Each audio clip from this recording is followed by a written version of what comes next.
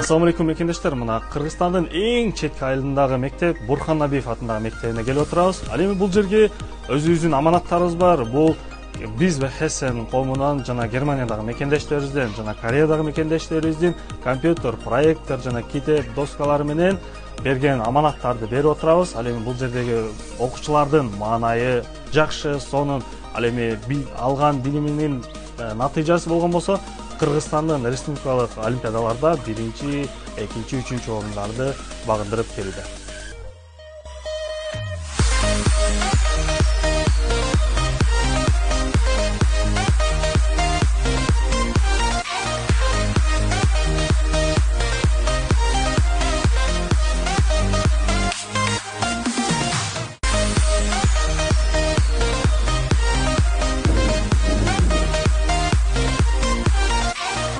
Ошол алыста жүргөн, Германияда жүргөн, Кореяда жүргөн бардык кыргызстандыктарга, эл жүрөктөргө, жүрөгү тазаларга ооматын берсин, жакшылыгын берсин, жамгырдай төгүп берсин.